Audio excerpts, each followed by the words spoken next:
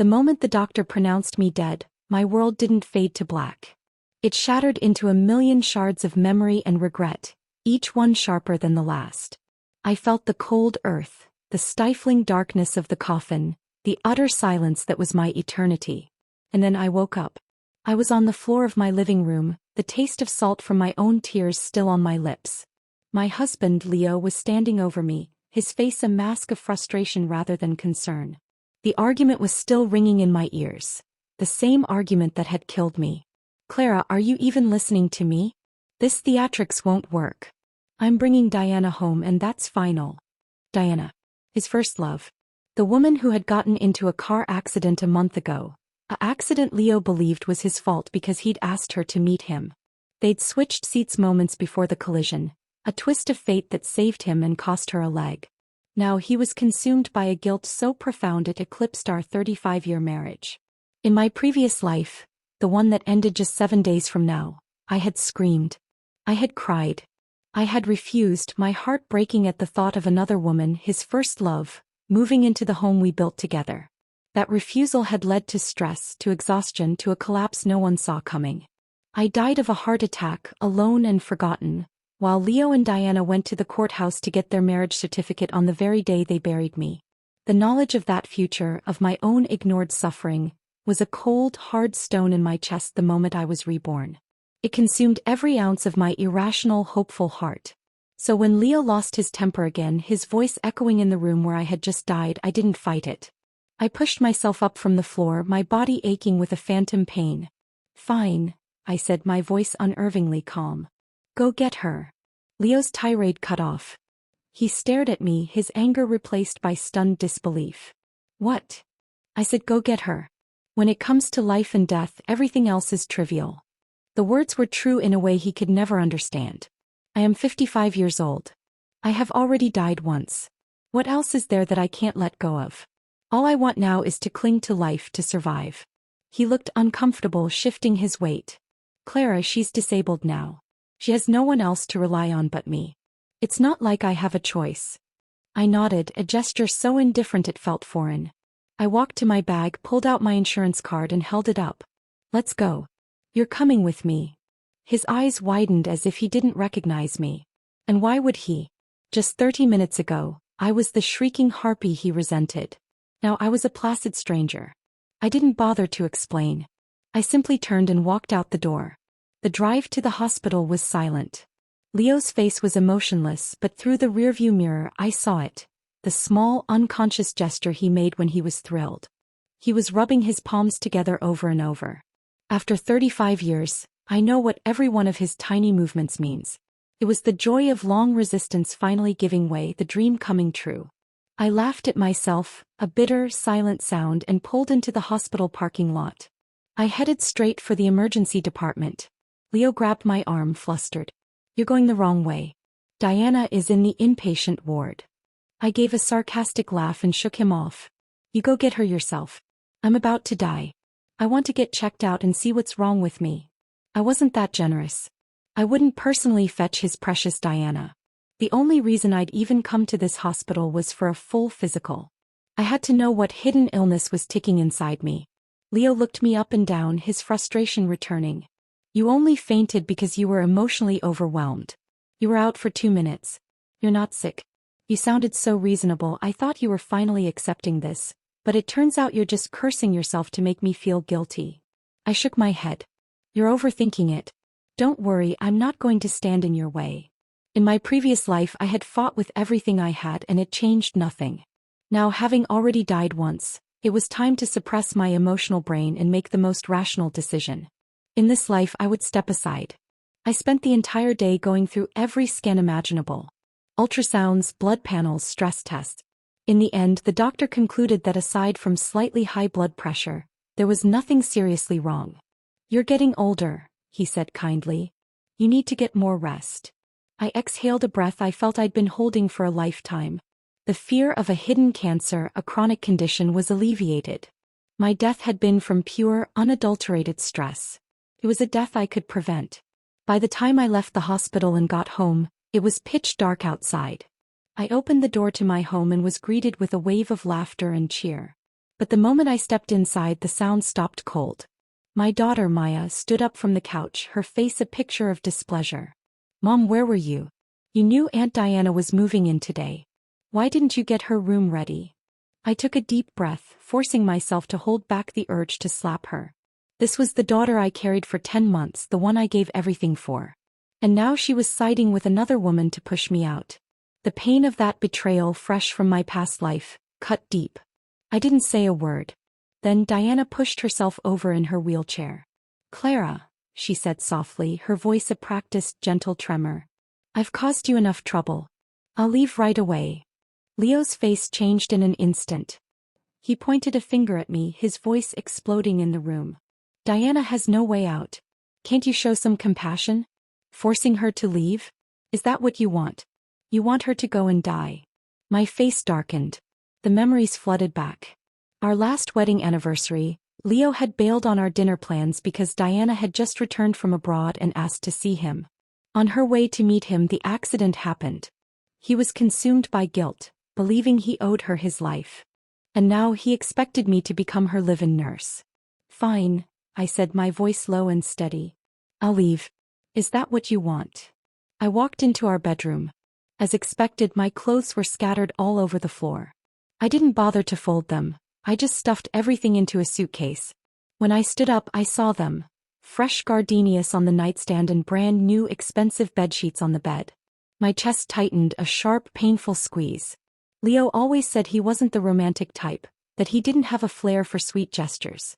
But he remembered that Diana loved gardenias. Some people don't lack ability, I thought, my heart turning to ice. They just lack the heart. "What are you throwing a tantrum about now?" Leo snapped from the doorway. "If you leave, who's going to take care of Diana?" "Mom, Dad, and I both have to work," Maya chimed in, her tone implying I was a petulant child. "You're at home with nothing to do. All we're asking is for you to cook a little and chat with Aunt Diana. It's not hard. In my last life, I gave in. I took care of Diana and died a pitiful death for it. This time I just want to live. If you love her so much," I said coldly, "then take care of her yourselves."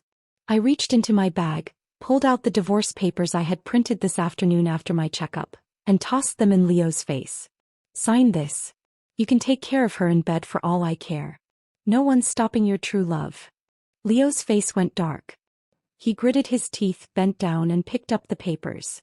When he saw what they were, his expression shifted to pure shock. "Are you crazy?" "I'm not crazy," I said, zipping my suitcase shut. "I just want to live. I had dropped dead in my last life because they ran me into the ground. I wouldn't make that mistake again." The silence that followed my declaration was louder than any scream. Leo stared at the divorce papers in his hand as if they were written in a foreign language. Maya's mouth was agape, her earlier arrogance replaced by sheer confusion. You can't be serious," Leo finally stammered, the papers trembling slightly in his grip. "I've never been more serious in my life," I said, my voice flat. The weight of my suitcase felt like an anchor, tethering me to my new resolve. "You have your freedom. You have her. What more do you need from me?" A signed permission slip. Diana, from her wheelchair in the hallway, let out a soft, choked sob. "Oh, Leo, look what I've done. I've torn your family apart. I never meant for this to happen. Just send me back to the hospice. It's where I belong." It was a perfect performance. Retreat to advance. A masterstroke of manipulation that I had fallen for countless times before. But not this time. I could see the calculations behind her watery eyes. Maya, ever the devoted acolyte, rushed to her side. "Aunt Diana, don't say that. This isn't your fault." She turned her fury on me. "Mom, how can you be so cruel? Aunt Diana is a good person. Why can't you just accept her?" The words were a physical blow. 35 years of raising her, of sleepless nights and endless sacrifices, and this was my reward. She was choosing a stranger over her own mother. The memories of my past life, of Maya siding with Diana, believing her lies about my neglect, cut through me like shards of glass. I was shaking, trembling with a fury so profound it stole my breath. Before I could stop myself, my hand flew out and connected with Maya's cheek. The slap echoed in the sudden stillness of the room.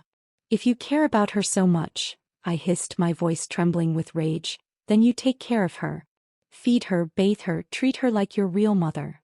The image of Diana in my past life deliberately breaking cups, cutting her hands and then accusing me of abuse flashed before my eyes. Leo and Maya, blind and naive, had believed every word. My body had been exhausted, my spirit nearly suffocated. You want a divorce? Fine. Leo roared, his shock finally giving way to anger. He looked at me as if I'd lost my mind. But what? You're kicking your own daughter out of your life too? I stared at him, my heart a block of ice in my chest. I'm done with both of you. Their faces twisted in unison, a perfect mirror of hurt and outrage. They had never expected this. They expected tears, arguments, eventual submission. Not this cold, final severance. In the end, fueled by anger and the need to call my bluff, Leo signed the papers. His hand was jerky, the signature a messy scrawl. He threw the pen down as if it had burned him. I didn't wait for another word. I picked up my suitcase and walked out the door of the home I had tended for decades.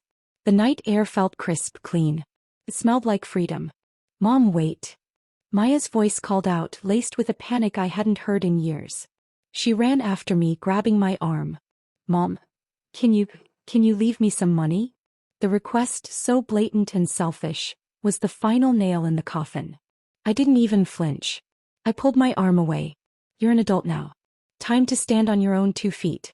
If you want money, go ask your dad. Her face fell, a mixture of shock and betrayal. She had chosen to stay with Leo, had declared she would take care of Diana in her old age. My heart, after all, wasn't made of iron. It still ached. But if I was not welcome, why should I fund my own replacement? I was not a masochist. I checked into a hotel downtown, a nice one with soft linens and room service. For the first time in decades, I slept until noon. The deep, dreamless sleep of the utterly unburdened.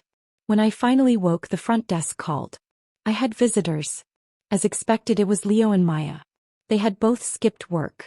A miracle, given how they never had time for me whenever I needed to go to the hospital. Maya stormed into the room, her cheeks still red. Mom, at your age, you're really pulling a runaway act? Aren't you afraid people will laugh at you? I sat up in bed, feeling a serenity I hadn't known was possible. Let them laugh. Who cares? I said flatly. I've spent a lifetime worrying about what people think. It's about time I broke free from all that. Right on cue, room service arrived with my lunch. I'd ordered everything I used to crave but never let myself have. An Australian lobster tail, asparagus with hollandaise, a delicate creme brulee. Maya's eyes widened in disbelief as the server laid out the dishes. Mom, you ordered all this? You're okay with eating like this? I didn't respond. I just picked up my fork and started eating. The taste was sublime. I had gotten used to a lifetime of sacrifice and they had gotten used to me doing it. But no more. Leo watched me, his expression uncomfortable. It's just taking care of Diana. It's not that big of a deal. You're not getting any younger. There's no need to make a scene. I took a sip of mineral water. Then either divorce me or send her away. Pick one. What? You think you can guilt trip me into playing housemaid for your sweetheart? Dream on. To the outside world, Leo was the perfect husband. He didn't drink, didn't smoke, didn't hit me. The neighbors called him a saint. What they didn't see was the emotional labor, the mental load, the 1,000 tiny cuts of indifference. He never lifted a finger at home. Every request was a negotiation. He got all the praise, I got all the blame. Don't go too far. Leo's voice was low, a warning rumble. We're done, I said simply. Maya's grown. She doesn't need me. We don't have that many years left. Why can't we spend the rest of them the way we want? I tried to reason with him, my voice gentle but firm. After we're divorced, you'll be free. You can be with Diana. Didn't you always say you wanted to climb Mount Tai? She wouldn't stop you. Go for it. I could see him starting to shift, the idea of unfettered freedom appealing to him now that his guilt was being assuaged. I reached into my bag and pulled out another copy of the divorce agreement. I printed 20. I'm ready. You can have the house. I'll take the cash. It's a fair split. Leo stared at me and for the first time, it seemed to truly sink in that I wasn't bluffing. I truly meant it. And for the first time he looked uncertain, even afraid. Just then the hotel room door swung open. Maya stood there and behind her was Diana, being wheeled in by a hotel attendant. Of course. Maya's earlier phone call. She'd gone to fetch her. Diana's eyes immediately landed on the divorce papers on the table. Her face crumpled. I'm sorry, Clara. It's all my fault that your family's fallen apart. I never meant to come between you and Leo. Just send me back to the US. It was the same old song. The homeless widow with a lost son and daughter-in-law. A perfect, pathetic picture. Dad, you promised to take care of Aunt Diana. Maya snapped. She turned to me, her voice rising again. Mom, she's such a good person. Why can't you accept her? You're cruel. The loyalty she showed to this woman, a loyalty she had never granted me, was the final straw. Any lingering hope I had for my daughter evaporated. You want a divorce? Fine. Leo said, his pride wounded, his hand forced by Diana's presence. He snatched the pen and signed the second set of papers with a furious flourish. But don't come crying back to us when you're alone and old. I picked up the signed papers. It was done. As I walked out of the hotel room for the last time, my suitcase rolling behind me, I felt a decade younger. The air felt different. I was free. Maya grabbed my hand one last time, real panic in her eyes now that the reality was setting in. Mom, seriously, money. I looked at her, my daughter, a stranger to me now. You made your choice. Live with it. I didn't look back. I had a new life to build and only 7 days to start building it before my original expiration date. This time I intended to live. The silence of my new apartment was a symphony. After the hotel, I'd rented a small, sunny place on the other side of the city. It wasn't lavish, but it was mine. Every piece of furniture, every spoon in the drawer was chosen by me for me. There were no memories etched into the walls, no ghosts in the corners. Just clean, empty space waiting to be filled with a life of my own design. I didn't announce my divorce with a billboard, but in a town like ours, news has a life of its own. It started with colleagues noticing I wasn't wearing my wedding ring. A casual mention over coffee, Leo and I have parted ways, was all it took. The ripple effect was immediate and fascinating to observe. Reactions were a mixed bag. Some, like Mrs. Gable from accounting, looked at me with pity. Getting divorced at your age, Clara? What will you do with the rest of your life? It's so lonely. Others, like a young adjunct professor I barely knew, squeezed my arm and whispered, "Good for you. I wish I had your courage." The gossip buzzed around me, but for the first time I found I truly didn't care. Their whispers were just noise. You never know which will come first, tomorrow or the unexpected. I'd learned that the hard way. Better to live in the present and worry about the rest later. Amidst the whispers, a constant, warm presence emerged. Anna. The student I'd sponsored years ago. She'd heard about the divorce through the university grapevine and began showing up at my door with a frequency that was both touching and a little overwhelming. She'd help me unpack boxes, her movements efficient and sure. "Aunt Claire, let me get that. It's too heavy for you." She'd stay for tea, filling the quiet with stories about her photography classes, her freelance gigs, the small fan base she was building online. Everyone said she was sucking up, trying to gain something from a lonely, newly single woman. I just laughed it off. I'd sponsored Anna for 6 years, from middle school through high school, after seeing her post on a charity forum. Both her parents were gone, and her older brother and sister-in-law, struggling in their rural village, were going to pull her out of school to work. Her grades were exceptional, her desperation palpable. I'd investigated, found it all true, and started sending money. I'll never forget the first time we met in person during her freshman orientation. Tears had welled in her eyes as she clutched my hands. "Professor Clark, I can't repay you right now. I just want to stay close to you." He was fiercely proud. Once in college, she refused further financial help, opting for student loans and tutoring jobs to cover her tuition. He was always busy, always striving. I admired her deeply. Coming from nothing, making it to a top-tier university, it took more than persistence. It took grit. One afternoon, as we were arranging books on my new shelves, the intercom buzzed. It was Maya.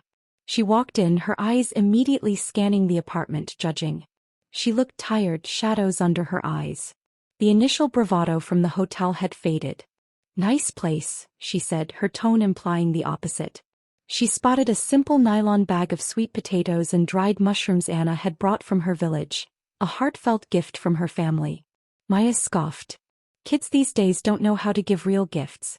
Can't even bring something valuable." I didn't bother arguing. I simply continued placing books on the shelf. She didn't sit. She just stood there looking worn down. Mom, there's no one to take care of Dad. It's the weekend. Can you go back and help out for a couple of days? It wasn't a request. It was an order, delivered with the expectation of immediate compliance. I let out a bitter laugh. This morning you called saying you missed me. Turns out you just wanted a free live-in maid. Maya had the decency to look slightly abashed, but it was quickly replaced by resentment. Mom, it's not just Dad. I'm also cooking and cleaning for Aunt Diana. I'm really tired. Can't you feel a little sorry for me? I stared at her, my gaze cold. And when I was the one taking care of both of them, who ever felt sorry for me? A live-in housekeeper makes thousands a month. I devoted decades of my life. Did anyone ever remember what I did?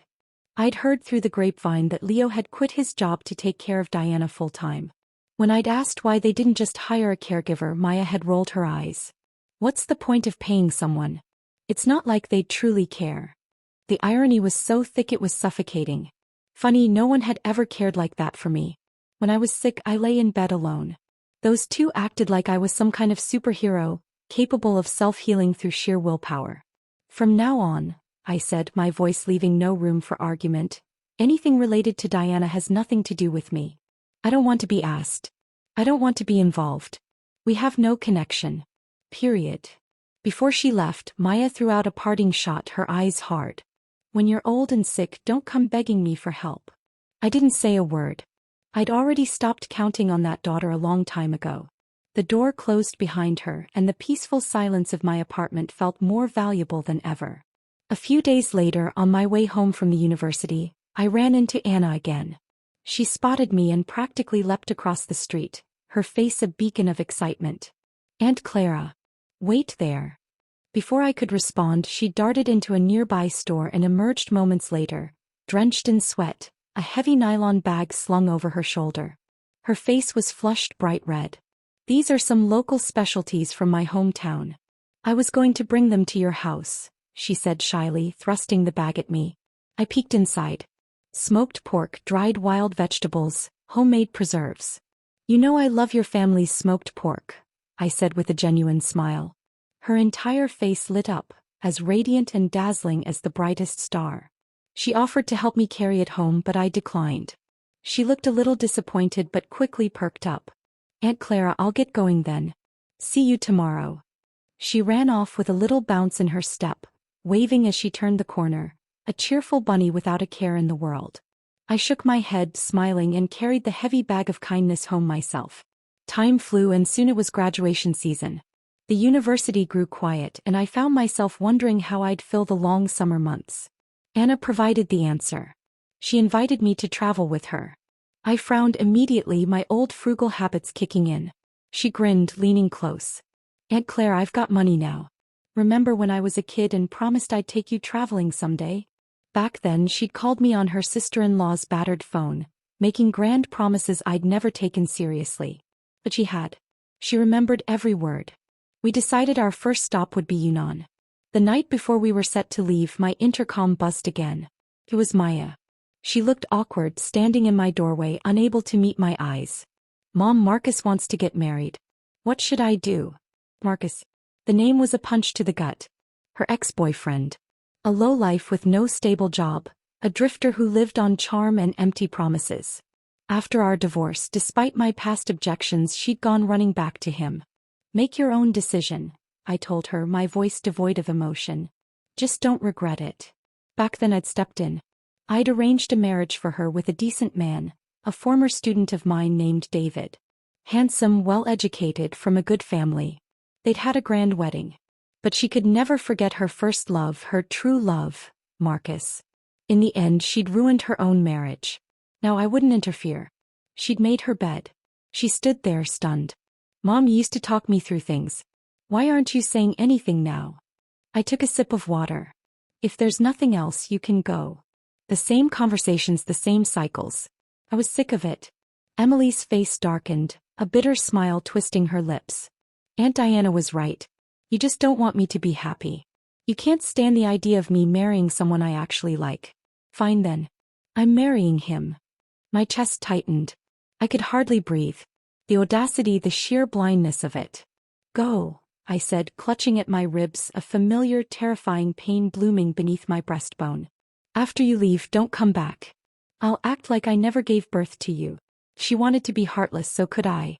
Without me, who do you think you'll rely on when you're old?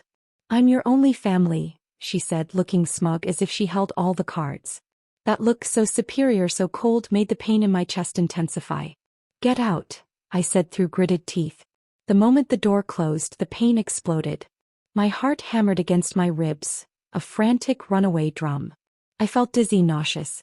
My hands shook so badly I could barely press the buttons. I dialed 911, then, my vision blurring, I called Anna. I was rushed to the hospital. Tachycardia brought on by extreme stress, the doctor said. Thankfully, it wasn't a heart attack. Not this time. Anna was at my bedside in minutes, her face pale, tears streaming down her cheeks. Aunt Clara, please, she begged, her voice choked with sobs. Please let me move in with you. I can't stop worrying about you. I can't lose you. Her words, filled with a fear and love I hadn't experienced from my own blood, made my heart ache and swell at the same time. This whole ordeal had taught me a brutal lesson. People always say raising kids is a safeguard for old age. But if your children don't have a shred of gratitude, then they're not here to repay kindness. They're here for revenge. After a half-month of recovery, Anna finally moved in. It wasn't a discussion, it was a fait accompli. She arrived with a single suitcase and a determined look in her eye. I'm here to make sure you eat properly and don't overexert yourself, she announced, and began reorganizing my kitchen with a terrifying efficiency. The apartment, once a sanctuary of silence, now hummed with life. The smell of her herbal tea mingled with my coffee. Her camera equipment took up residence on the bookshelf. It should have felt like an intrusion, but it didn't. It felt like a guardrail had been installed on a precarious cliff edge. Once the doctor gave the all-clear, we finally took our trip to Yunnan. The plan was back on. The moment we stepped off the plane in Kunming, the world exploded in a riot of color and scent so different from our muted, familiar city. The air was thinner, sharper, scented with flowers and spices I couldn't name. Anna was a whirlwind of energy, her camera constantly clicking, capturing the vibrant textiles of the minority women, the mist-shrouded peaks in the distance, the dizzying arrays of street food. He took photos of me too. At first I was stiff, uncomfortable in front of the lens. Aunt Clara, just look at the mountains. Don't look at me, she'd laugh. She caught me sipping tea in a quiet courtyard, smiling at a group of playing children, haggling good-naturedly over a scarf. She captured a version of myself I hadn't seen in decades. A woman unburdened, curious, and quietly joyful. We tried everything.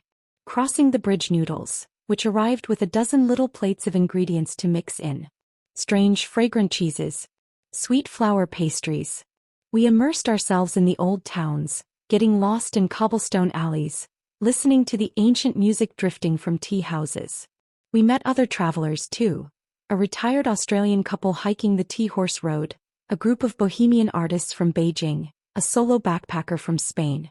Every day was a new conversation, a new perspective. I felt my world, which had shrunk to the four walls of my unhappy marriage, expanding with every passing mile. One afternoon, sitting in a sun-drenched plaza in Lijiang, watching the world go by, Anna hugged her camera and ran over to me, her face alight with excitement. Aunt Clara, look. She showed me her phone. Her social media page was blowing up. We've gained even more followers. People are saying I should post more pictures of you. They love seeing you. I scrolled through the comments, a strange emotion bubbling up inside me. After Anna had shared our story online, how we'd met, how I'd supported her, our travels together, the response had been overwhelming. People were calling me Aunt Clara the Great. They said I had lifted her up onto a bigger stage, given her a new life. The comments were filled with thanks for my kindness. Tears pricked my eyes. But if I had truly pulled her from the mud, the one who deserved the most gratitude was still her.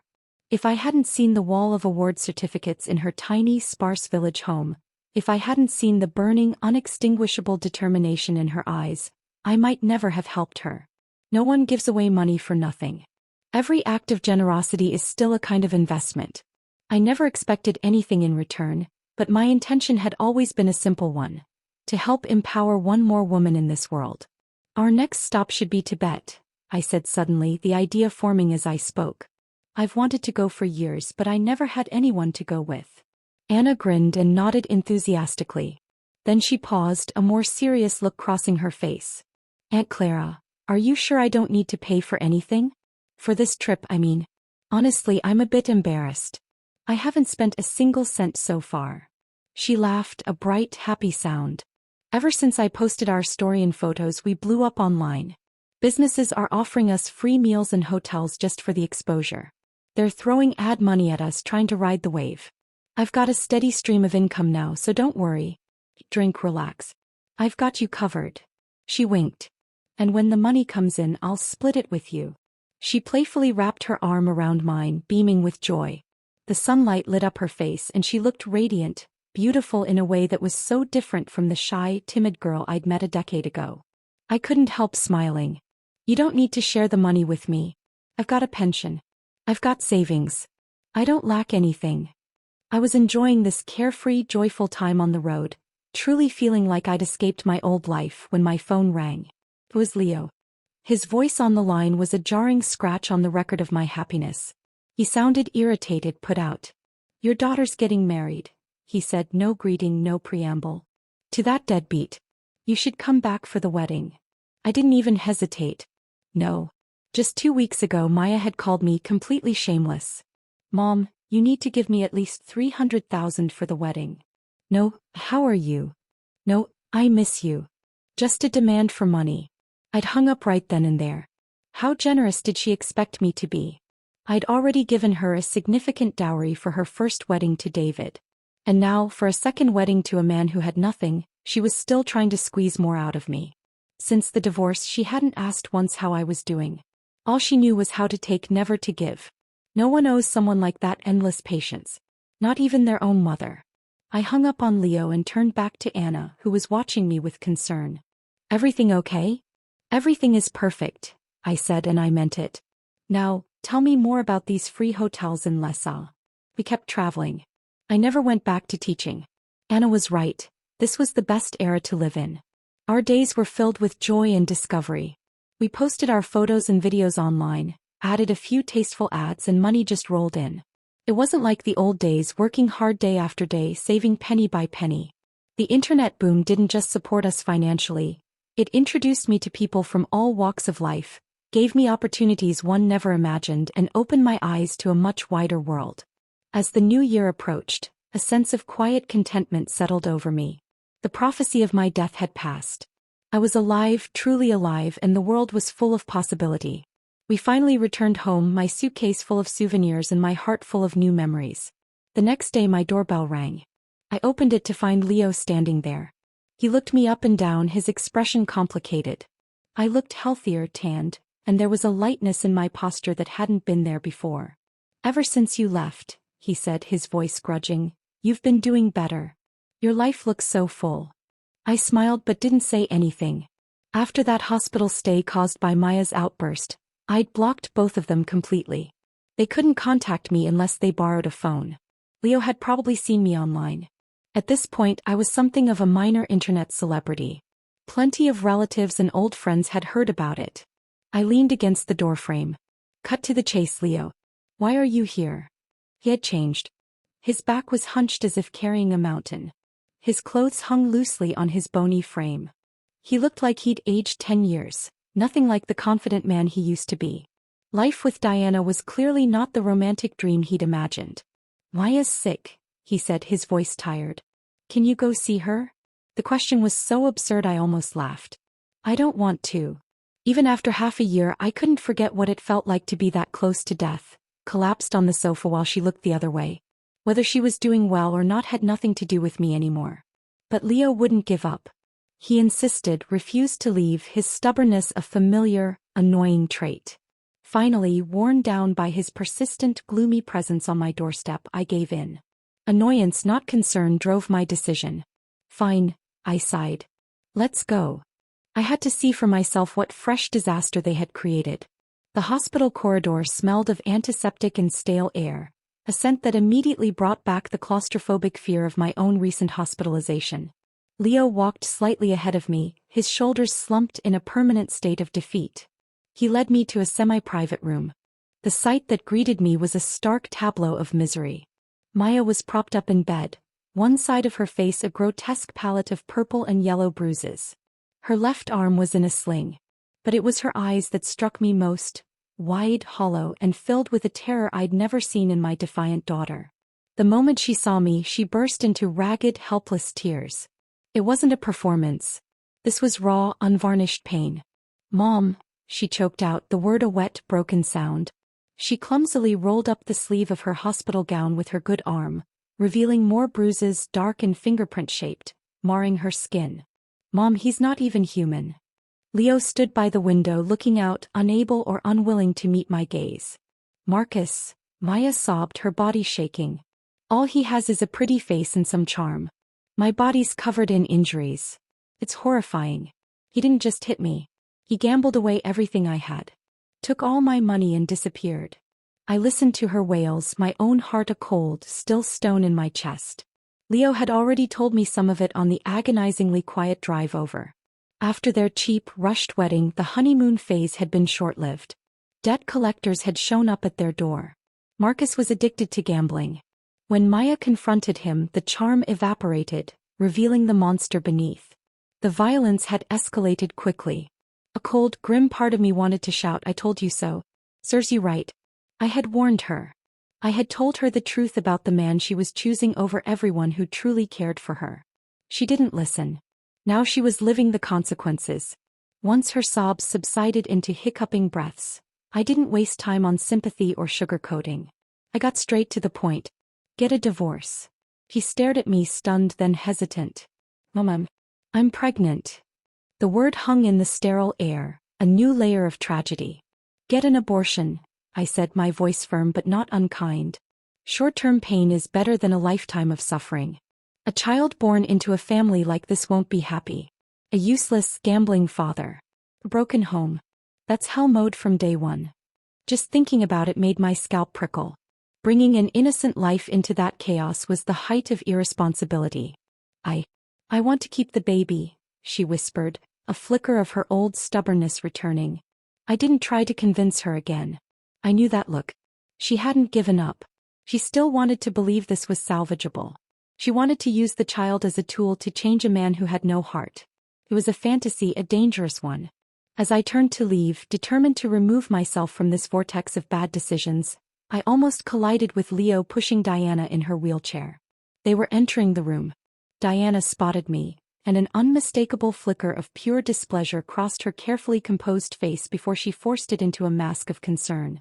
She was thinner, her features sharper, her tragic heroine act looking more worn and desperate. "Maya is such a headstrong girl," Diana began, her tone sickeningly gentle.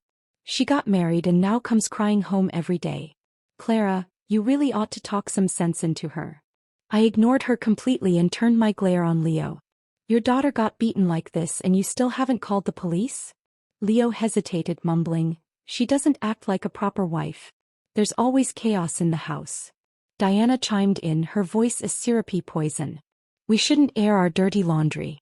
Calling the police would just bring shame on the family." I stared at the two of them, utterly speechless. The hypocrisy was breathtaking. If I hadn't kept their secrets back then, their reputations would have been in shambles long ago. The tension in the room was shattered by Maya's voice, sharp and shrill. "Shame? You took 200,000 from Dad. You used it to keep up your and Marcus's lifestyle." The accusation hung in the air.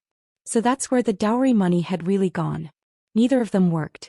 They'd lived off Leo's retirement money until it dried up, and then the real fighting must have started. Diana scoffed, her mask slipping entirely, revealing the petty, selfish woman beneath. "That money was mine anyway. What? You think I should have given it to someone else? I've earned it." That was the spark that lit the powder keg. Maya exploded. She jumped off the hospital bed, ignoring her injuries, and screamed, "Why can't my dad give me money? You don't do a damn thing all day. All you have to do is lie there, cry a few fake tears, and my dad throws cash at you like you're some kind of saint. Who the hell do you think you are?" I stood there in shock. Just a few months ago they were inseparable, a devoted mother-daughter duo. Now they were tearing each other apart like mortal enemies. It had only been half a year, but people and circumstances had changed in ways I never could have imagined. Diana was so furious she looked like she might pass out. Her eyes welled up with theatrical tears as she tilted her head dramatically. "Leo," she cried out, her voice a tragic melody. Maya pointed a trembling finger. "You're too old to be acting like this. That pathetic little cry. Why don't you go into acting?" The room went silent. Maya's savage one-liner had completely obliterated the mood. Leo, flustered and red-faced, quickly wheeled a sputtering Diana out of the room to escape the awkward tension. I stayed behind. I wasn't done. I wanted to hear the rest of this drama. I turned to Maya. "What exactly happened between you two? You used to be so close." She let out a long, exhausted sigh and sank back onto the bed. The fight had gone out of her. Turns out, after I refused to give her more money, she started pestering Dad. He planned to sell the big 4-bedroom apartment and downsize to a 2-bedroom. The plan was to split the extra cash, half for him, half for me. I raised an eyebrow. That was surprisingly fair of him. But Diana objected, Maya continued bitterly. She was adamant. Refused to let it happen. She said, "What kind of daughter keeps bleeding her father dry? With this kind of character, he can forget about relying on her in his old age." The irony was so thick it was almost funny. Diana, the ultimate drain on his resources, was accusing Maya of being a gold digger. "That finally got through to Dad," Maya muttered. He stopped pushing. In the end, I barely managed to scrape together 200,000 as a dowry. The wedding was a mess, cheap and embarrassing. People gossiped for weeks. Tears began streaming down her bruised cheeks again. Every time I went back to visit, he would give me that nasty look. And she's been whispering in his ear ever since, turning him against me. People always say, when there's a stepmother, there's a stepfather too. They were right. I must have been blind to treat her like my real mom. I let out a long sigh. There's always a cause before there's a consequence. She had no one to blame but herself. I didn't say more, just told her to rest and heal. "Get rid of the baby," I added as I left. "If you can't stand on your own, no one else can carry you." The next day I stayed home to rest, hoping to finally find some peace. It was not to be. My doorbell rang and there stood Maya, discharged from the hospital too early, her face pale and drawn. The moment she stepped through the door, she fell to her knees and started bawling. "Mom, I was wrong. I swear I know now. Please, please save me." Before I could react, a shadow fell behind her. I looked up and saw him. Marcus. He swaggered in, grinning like a jackal as if he owned the place. "Mom," he said, the word oily and familiar on his tongue. "You're looking younger every day." Maya shrank behind me in terror, trembling. "Mom, he tied me up. He tortured me." Marcus waved his hand, laughing. It was a cold, empty sound. "Come on, couples fight. What's the big deal?" "Right, Mom?" The sheer audacity, the unshakable belief that he was untouchable, was infuriating. I really didn't want to get involved in their mess, but this time it had to be dealt with. He had followed her to my home, my sanctuary. No one was leaving until it was settled. Without another word, I pulled out my phone and dialed the police. That finally shook him. His grin vanished. "Come on, we were just messing around, that's all." I ignored him. I'd chosen this apartment partly because the police station was just downstairs. Personal safety was non-negotiable. An officer arrived quickly. After hearing what had happened, they took Marcus away and told us to come down later to make a formal statement. I turned to Maya, who was still crouched on the floor, a broken doll.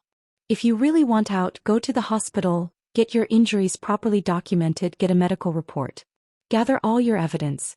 And when the time comes, take him to court." She looked up at me, her eyes clearing for the first time. "I want a divorce. I've had enough." Her hair was matted to her bruised face. "Mom, I'm sorry. I was so stupid. I should have never left David." She gripped my hand tight, drowning in regret.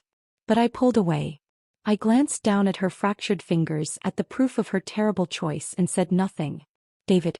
The son-in-law I'd personally picked. My former student. Handsome, well-educated, from a good family. When he found out Maya had cheated with Marcus, he didn't cause a scene. He'd come to me, knelt in front of me saying, "I'm sorry, Professor. I couldn't give your daughter the happiness she wanted." When they divorced, he was supposed to get a share of the marital assets, but I'd stopped him. "You were the one betrayed," I'd said. "What face do you have asking for anything?" I had wanted to find a partner for Maya who was her equal. Similar background, similar education, similar values. That's what makes a marriage stable. But she didn't appreciate it. She chose a man who couldn't meet her halfway and thought she'd find happiness in a mismatched relationship. What she got instead was disaster. Still, I wasn't completely heartless. I recommended a top-tier divorce lawyer to her. But I didn't get involved in what came after. This was her battle to fight. When everything finally settled down a month later, Marcus was sentenced to a year in prison for domestic abuse. The experience was enough to wake Maya up completely. She finally, definitively, gave up on the idea of remarrying him and terminated the pregnancy. She showed up at my door again looking hollowed out but clear-eyed. "Mom," she said, her voice small. Can I move in with you?" I looked at her, at the ghost of the daughter I once knew. The pain and betrayal of her past actions were still etched in my mind, fresh from my past life. I hadn't forgotten a thing. "No," I said softly, but with a finality that brooked no argument. "You need to learn to stand on your own." The door closed and I leaned against it, feeling the weight of the decision. It was cruel, perhaps. But it was necessary. For both of us. 2 days before Lunar New Year's Eve, a time traditionally meant for family reunion, my apartment was quiet. I expected to spend it alone, and for the first time the thought didn't sadden me. It felt peaceful. The intercom buzzed. I wasn't expecting anyone. I opened the door to find Anna, grinning from ear to ear, her cheeks flushed from the cold. But she wasn't alone. Behind her stood her older brother Mark, his wife Lena, and their 2 5-year-old twin boys. The whole family was there, their arms laden with bags and boxes, their faces beaming. "Aunt Clara," Anna announced, her voice full of joy. "This year we'll celebrate New Year's at your place. Next year you come to ours, okay? It'll be so lively with all of us." She looked at my surprised face and put on an exaggerated pout. "You're not going to kick us out, right?" On cue, all 5 of them, Anna, Mark, Lena, and the 2 little boys, put on identical pitiful puppy dog faces, trying to look extra sincere. My heart, that hardened, cautious organ, melted on the spot. 1,000 emotions surged in me: gratitude, warmth, a joy so profound it brought tears to my eyes. On a day meant for family, they had traveled all this way from their distant village just for me. For the first time, I truly, deeply believed in the innate goodness of people. Of course not. I finally managed, ushering them all inside. "Get in here, it's freezing." The apartment, once so quiet, was instantly filled with noise and laughter. The twins, Liam and Leo, a name that made me wince only slightly, zoomed around, exploring everything with wide-eyed wonder. Lena immediately commandeered the kitchen, unpacking provisions from their village, home-cured meats, pickled vegetables, fresh noodles, and began preparing a feast. Mark, a quiet, sturdy man, started fixing a wobbly bookshelf without being asked. It was chaos. It was wonderful. On the 29th, we all went out as a big, noisy group to do some last-minute New Year shopping. The department store was a zoo, packed with people buying gifts and food. We were laughing, trying to keep track of the twins, when we noticed a commotion ahead. Curious, we moved closer. And there they were. Leo, Diana, and Maya. It was a pitiful scene. Diana's wheelchair had tipped over and she was lying on the floor, struggling. No one was helping her up. Why? Because Leo and Maya were locked in a heated argument, their voices rising above the crowd. We eavesdropped for a moment. The cause of the fight became clear. Diana had wanted a ridiculously expensive designer coat. Maya had refused to pay for it and was publicly shaming her. "Have you no shame?" Maya was yelling, her face contorted with anger. "At your age, you think you deserve something this expensive? You think you're still some delicate flower?" Leo's face was flushed a deep, embarrassed red, but he said nothing. He just stood there, paralyzed, letting the scene spiral into a humiliating spectacle. Diana had buried her face in her arms, but whether from shame or fury I couldn't tell. I had no desire to engage. I turned to head toward the appliance section, but Maya spotted me. Her eyes lit up with a strange mix of desperation and triumph. She rushed over, grabbing my arm. "Mom, you never bought clothes that expensive for yourself. Why should she get to wear it?" I just chuckled. The truth was, Leo had always been stingy. Even without Maya there to oppose him, he would never have agreed to buy that coat. If he were truly willing, he wouldn't have just stood there frozen, letting his daughter throw a fit, letting his beloved Diana sit humiliated on the ground. No matter how romantic a man might have been in the beginning, time wears that down. Reality always wins in the end. I extricated my arm from her grip. "I'm shopping with my family now, Maya," I said calmly and gestured to Anna and the others waiting for me. The word family hit her like a physical blow. Her face fell. I walked into a nearby clothing store, one I knew was well out of Leo's budget. I tried on a few outfits, enjoying the feel of the fine fabrics. Anna, Lena, and the twins were my enthusiastic advisors. I picked several pieces I liked. A beautiful cashmere wrap, a tailored wool dress. When I went to pay, Maya suddenly shoved her card forward. "Mom, let me get this for you." It was a gesture, an attempt to buy back a connection she'd severed. But the moment she saw the total on the register, she froze, speechless. Her eyes widened. "Mom, you're really spending this much on yourself?" "Of course I am," I said coolly. "Every piece I buy now is quality, and it's not like I don't have money." Anna had not only paid me back the full 6 years of sponsorship, insisting on it with her stubborn pride, but she also shared a portion of her photography profits with me, calling it investment dividends. As I pulled out my phone to pay, the shop owner waved her hand. "That sweet girl already paid for you," she said, smiling and pointing at Anna. Anna leaned in and bumped my shoulder playfully. "I've always wanted Aunt Clara to be my mom. Can you just give me one chance to show it?" Mark and Lena stood beside her, nodding quickly, chiming in. "We're the ones who are lucky. Truly, we don't deserve her." Suddenly, the two twin boys ran up and wrapped their arms around my legs, tilting their little heads up. "All our friends have grandmas," Liam, or was it Leo, said, his voice small and earnest. "We want a grandma too."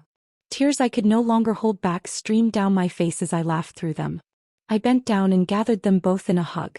In the corner of my eye, I saw my old family, Leo, Diana, and Maya, watching the scene unfold from across the store aisle. Their expressions were unreadable, a complex mix of sorrow, regret, and bitter envy. Maya finally whispered, weak and pathetic, "Mom." I ignored her. Instead, I turned to Anna, took her hand in mine, and squeezed it. My gaze was gentle. "What do you want to look at next, sweetheart?" "Mom, you're buying this for me? Wow, I'm so happy. I finally have a mom who loves me." Anna's voice was bright with performative joy, a deliberate show for our audience. Their excited voices practically pierced the clouds, ringing out through the store. They surrounded me, linking their arms through mine, leading me toward the shoe department. Everyone insisted on paying for my things, each one trying to outdo the other in their generosity. As I took off my old, sensible coat, it felt like I was shedding the burdens of the past, letting go of years of pain and resentment. With each elegant new piece I tried on, it felt like I was dressing for a new chapter. In this lifetime I had restarted everything. And happiness, true, warm, blooming, generous happiness, was finally taking root deep in my heart. My journey into the future, surrounded by this chosen family, was only just beginning. The past, with all its bitterness, was finally, completely behind me. The New Year celebration with Anna's family was unlike any I had ever experienced. It was loud, messy, and filled with an unpretentious joy that seeped into the very walls of my apartment. We cooked dumplings together, the twins flowering everything in sight. We set off fireworks from the balcony, their small faces lit up with wonder. We ate until we were stuffed, laughing and sharing stories late into the night. For the first time, the holiday felt like what it was always supposed to be, a celebration of connection. The peace lasted a week after they returned to their village. The apartment was quiet again, but the echo of their laughter remained, a warm blanket against the winter chill. I was content, rediscovering the simple pleasure of my own company, of a life curated entirely by my own desires. The knock on the door when it came was hesitant, unassuming. A world away from Maya's entitled buzzing or Leo's frustrated pounding. I opened it to find Diana. She was alone, maneuvering her wheelchair with obvious difficulty. She looked diminished. The carefully cultivated aura of tragic grace was gone, replaced by a shrunken weariness. Her expensive clothes were rumpled, and there was a faint, unpleasant scent of neglect about her. "Clara," she said, her voice a dry rustle. No false tears, no dramatic tremor. Just exhaustion. May I come in? Just for a moment." Every instinct screamed to shut the door. This woman was the architect of so much pain. But the sheer pathetic nature of her presence, the complete absence of her usual weapons, gave me pause. Against my better judgment, I moved aside. She wheeled herself in, her eyes taking in my clean, peaceful space. I saw a flicker of something that might have been envy. "I won't take much of your time," she began, wringing her hands in her lap, a nervous, genuine gesture I'd never seen from her before. I need to apologize." I stayed silent, leaning against the kitchen counter, arms crossed. "I thought I was entitled to it," she continued, not meeting my eyes. "To him. To a life that was stolen from me. The accident, it felt like a second chance. I thought Leo's guilt was my currency to buy back what we'd lost." She finally looked up and her eyes were bleak. "I was a fool. You can't build a life on a foundation of guilt and manipulation. It rots from the inside out." He told me a story then, a bleak and petty one. How the initial intensity had faded. How Leo's guilt had curdled into resentment under the daily grind of caregiving. How his frugality, which I'd always battled, had become a wall between them. The romantic dream of being together had dissolved into arguments over money, over who changed the bedsheets, over the sheer, boring drudgery of it all. "He's not the man I remembered," she whispered.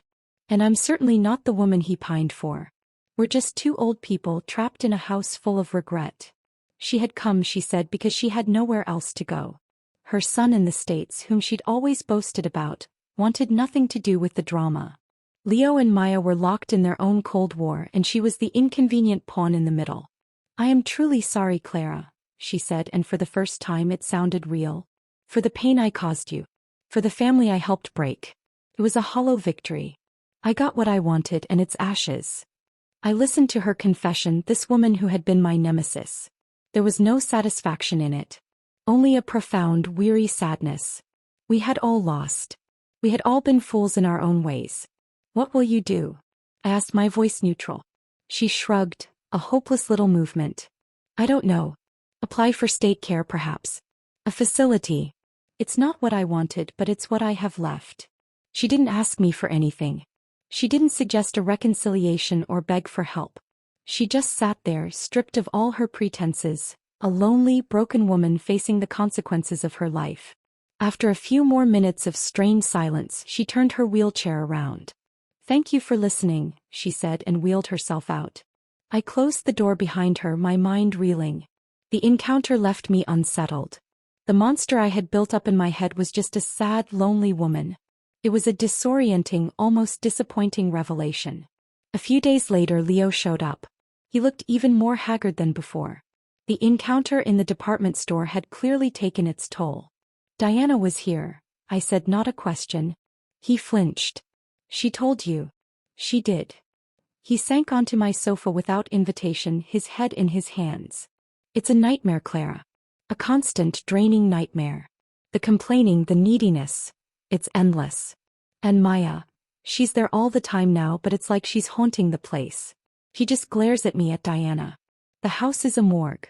He was talking to me like a colleague, a co-parent debriefing after a difficult shift. The intimacy of it was jarring. "I made a mistake," he said, the words so quiet I almost didn't hear them. "A terrible, terrible mistake." I didn't respond. What was there to say? "I told you so" felt childish. Forgiveness was out of the question. I think I just missed the idea of her," he continued, almost to himself. "The girl she was. Not the woman she became. And I was so busy chasing that ghost, I didn't see the partner I had right in front of me." He looked up at me, his eyes red-rimmed and desperate. "You were always so capable, Clara. You handled everything. I never had to think. I think I resented you for that, too. It was easier to paint you as the shrew than to admit I was lacking. It was the closest I would ever get to an apology. It wasn't enough. It would never be enough to erase decades of emotional neglect. But it was a moment of shocking, painful clarity for him. "What will you do?" I asked him the same question I'd asked Diana. "I don't know," he sighed. "Sell the house. Use the money to put her in a good home. It's the least I can do. I don't know. Live in a small apartment.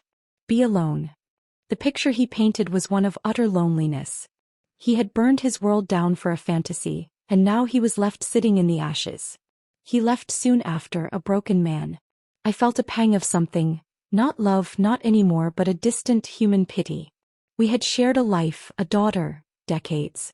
Seeing him so reduced was like watching a building I'd once lived in collapse. A week passed. Then came Maya. She didn't buzz.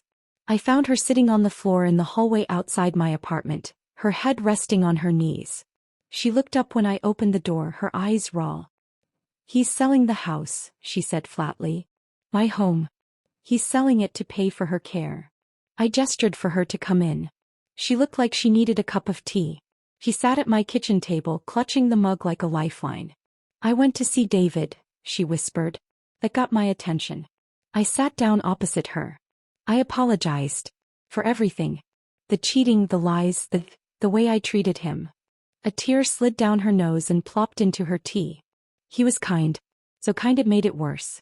He said he hoped I found happiness but that he'd moved on. He's seeing someone else. A teacher at his school." She looked at me, her expression utterly lost. "I threw it all away, Mom. I threw everything away for a fantasy. For a man who beat me. For a father who chose a stranger over me.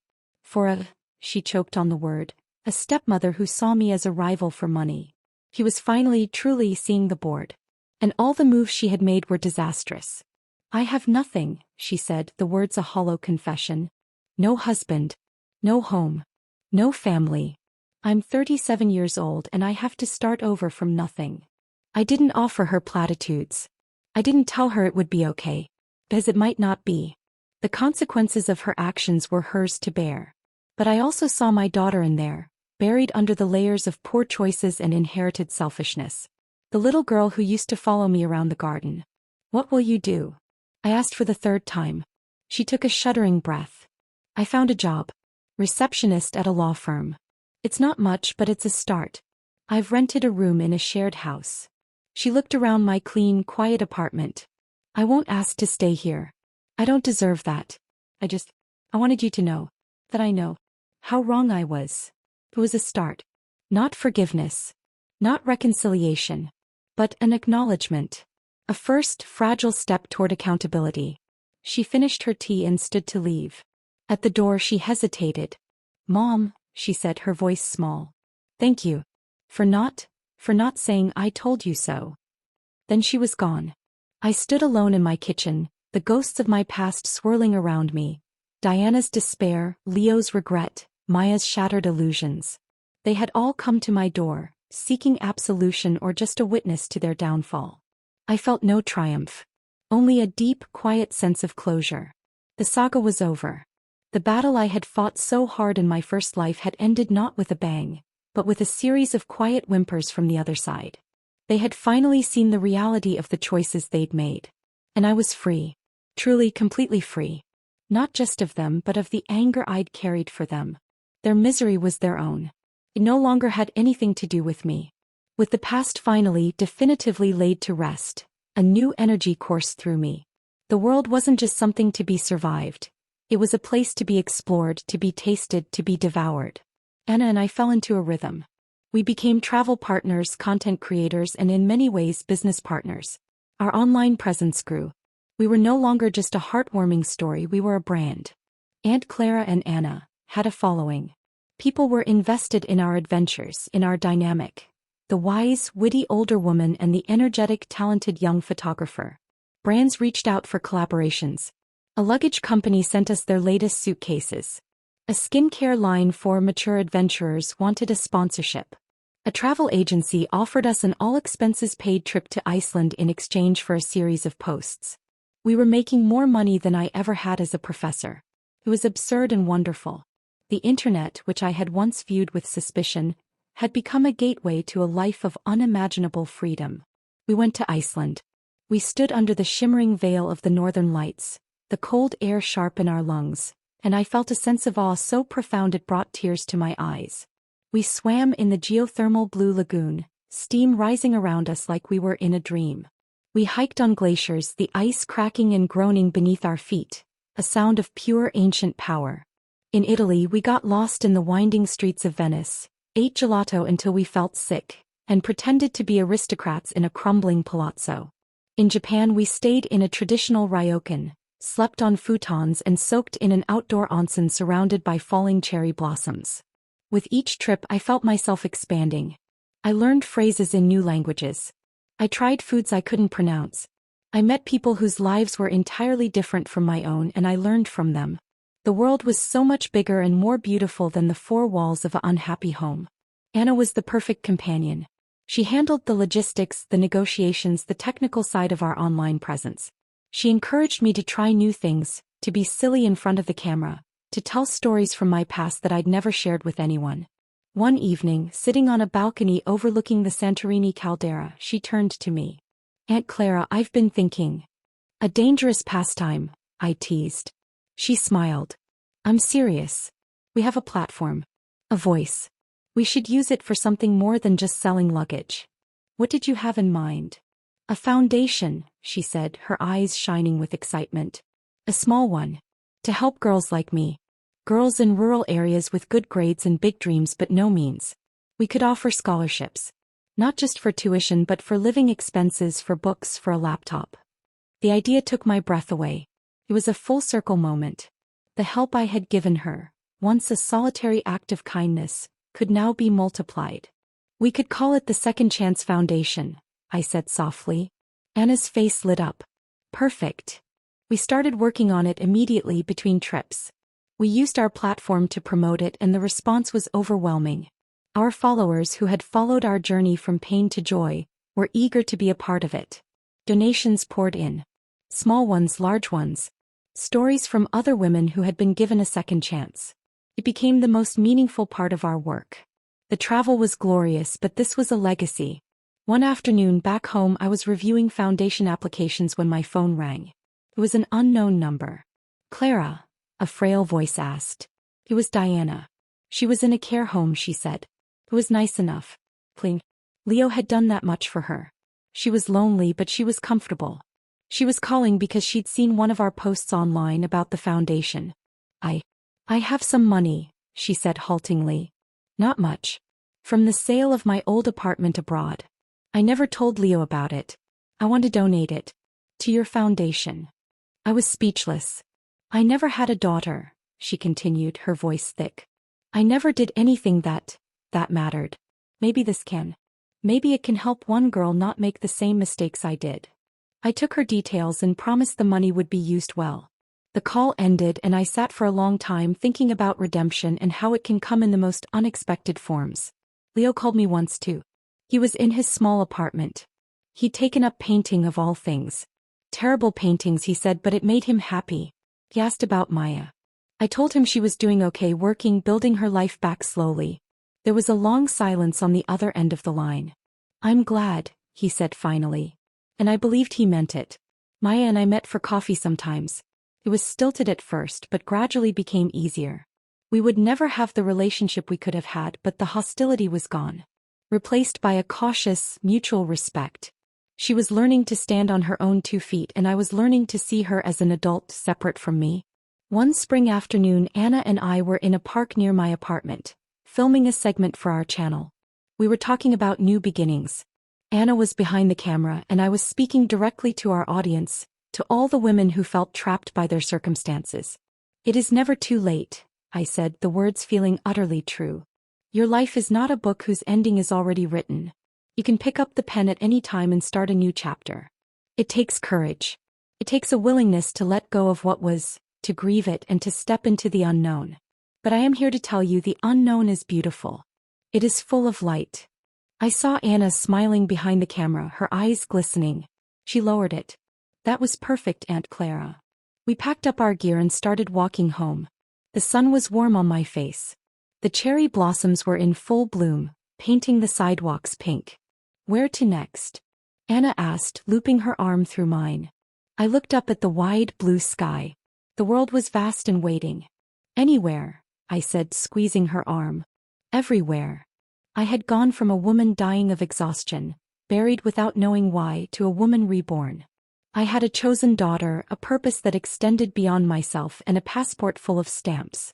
The past was a closed book. The future was an open road. And I was finally, joyfully driving. The end.